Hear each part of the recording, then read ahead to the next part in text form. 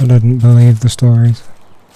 That's probably the easiest way to explain why I ended up standing in front of a rusted steel gate halfway up a mountain with a backpack full of gear and absolutely no idea what I was walking into. The place wasn't on tourist maps, it wasn't marked on hiking trails, and every forum post mentioning it eventually disappeared. The locals called it Shaft 19, an abandoned mine that had been sealed decades ago after the collapse.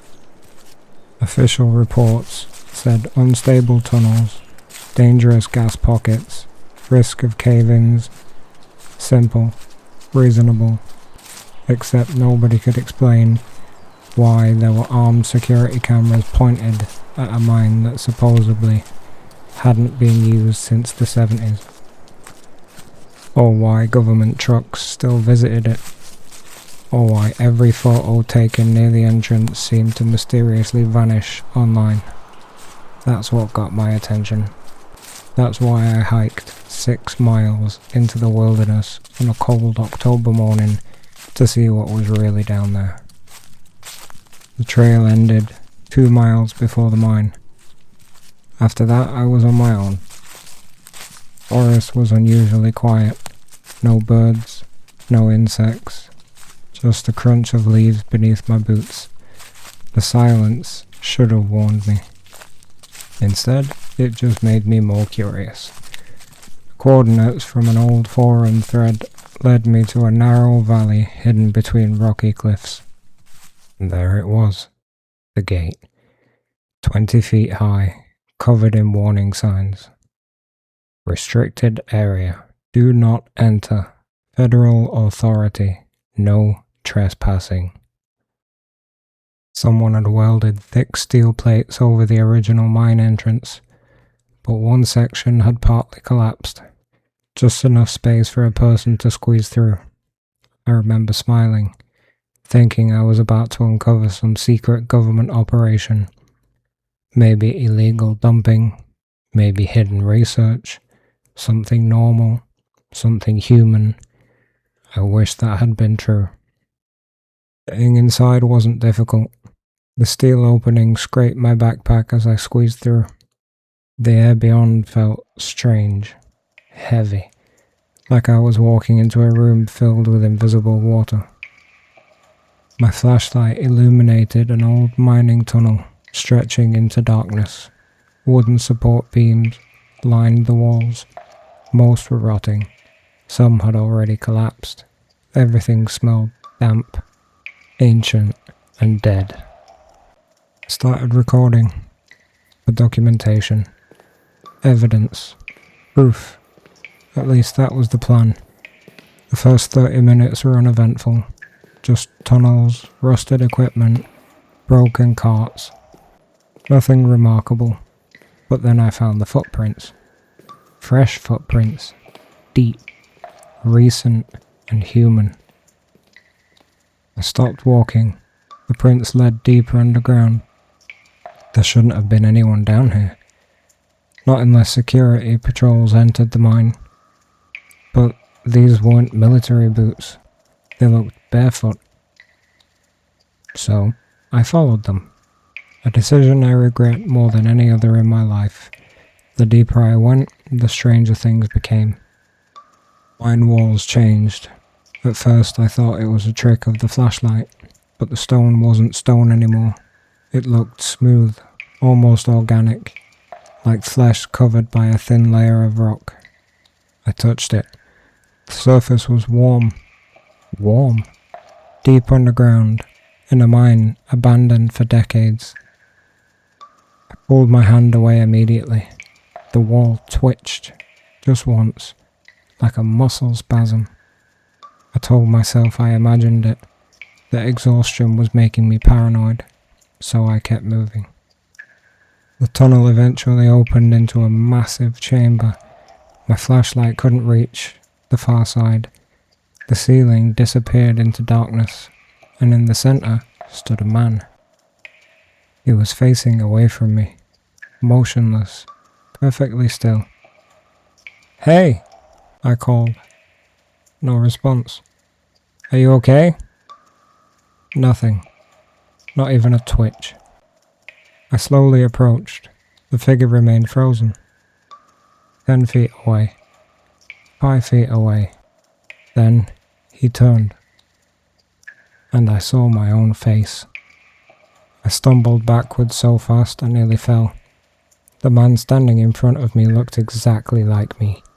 Every detail, every scar, every feature, even the jacket. Impossible.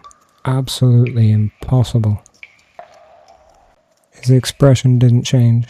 He just stared, like he was studying me, learning me, memorizing me. Then he smiled. I didn't, but he smiled. And suddenly I understood something was horribly wrong. So I ran. The sound behind me started immediately, running, following. Not one set of footsteps, several. I didn't look back. I didn't want to. Every instinct screamed at me to keep moving. Tunnels twisted endlessly. Left, right, down, up. I lost all sense of direction. Then the voices started. Wait. Behind me. Exactly my voice. You dropped something. Closer now. Turn around. Then another voice, still mine. You're almost free. And another, and another, and another. Hundreds of my own voices. I finally looked back. God help me. The tunnel behind me was full of me. Dozens of identical copies, all running, all wearing my face, all smiling. I screamed, and one of them screamed at the exact same time. Not an echo, a perfect imitation. The voices laughed. I don't know how long I ran. Minutes, hours. Time stopped making sense. Eventually I reached a steel security door.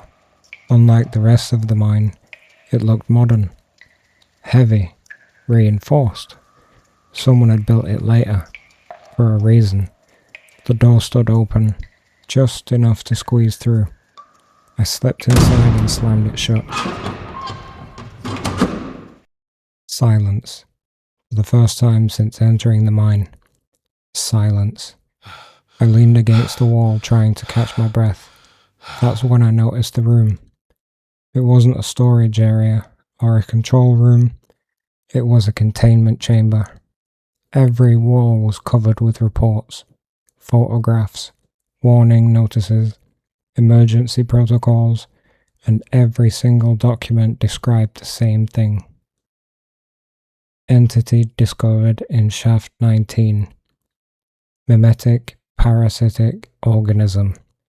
Do not allow surface exposure. My stomach dropped.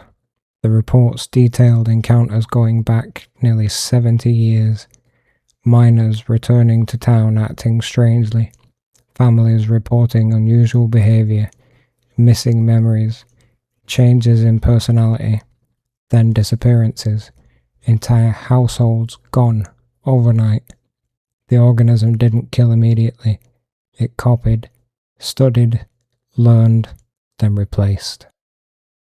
According to the reports, the victim remained alive for a short time after contact, long enough to watch, long enough to understand, and long enough to realize they were being erased. One sentence still haunts me. The entity cannot leave without a human host. I heard sound behind me, a wet, scraping noise. Slowly I turned around. The far wall of the chamber was moving. Not the wall. Something inside it. Something enormous. Stone split apart. A pale shape emerged. Not human, not animal. Something unfinished. A mass of shifting flesh constantly changing form. Faces appeared across its surface, hundreds of them, crying, screaming, whispering. Then one face became mine. The creature smiled and spoke. You came all this way. I have been waiting. The room shook. I ran for the exit, but standing in the doorway was me. Another copy, and another, and another. Every exit blocked, every face my own. They all smiled. Then they stepped aside, allowing me to leave. At first I didn't understand why. Then I realized they didn't need to stop me anymore.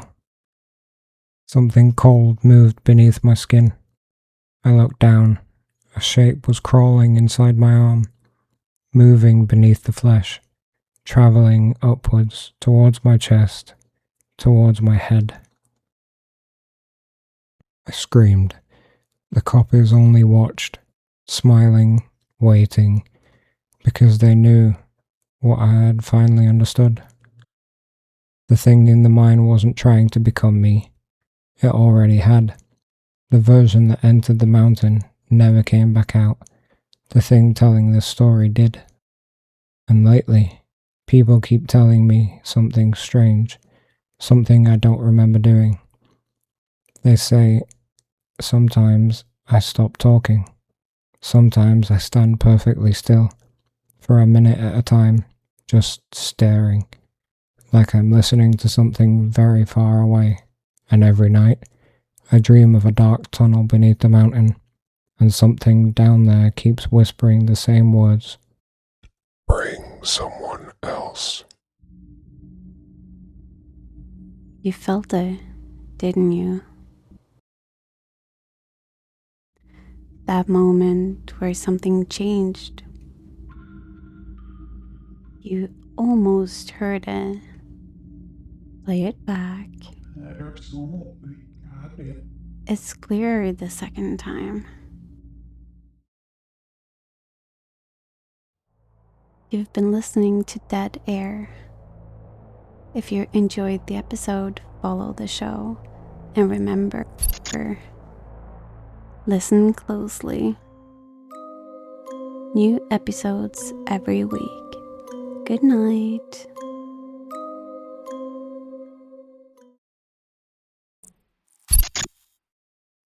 You stayed. We knew you would. Don't turn around.